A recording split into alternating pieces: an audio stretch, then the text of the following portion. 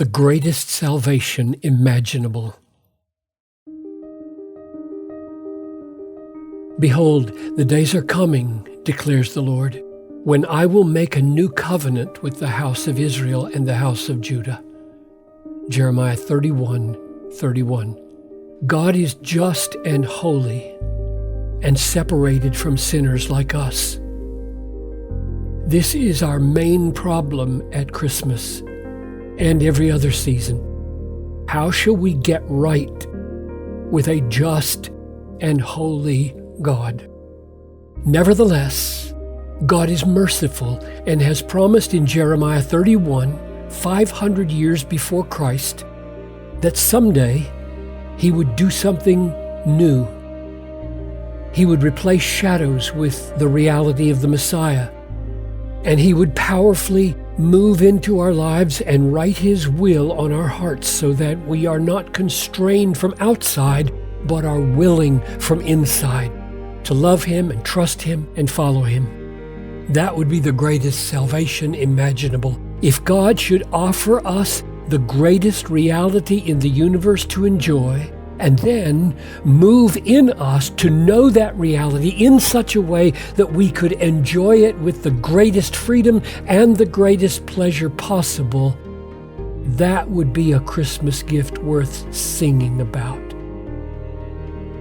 That is, in fact, what He promised in the New Covenant.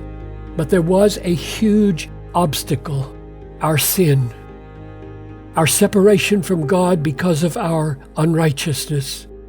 How shall a holy and just God treat us sinners with so much kindness as to give us the greatest reality in the universe, His Son, to enjoy with the greatest possible joy?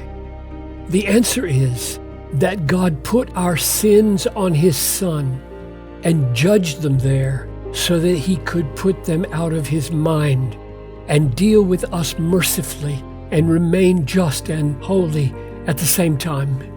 Hebrews 9:28 says, Christ was offered once to bear the sins of many.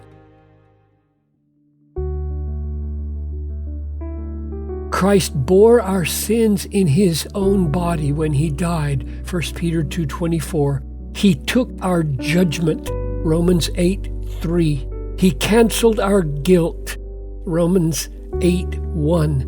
And that means our sins are gone, Acts 10:43. They do not remain in God's mind as a basis for condemnation.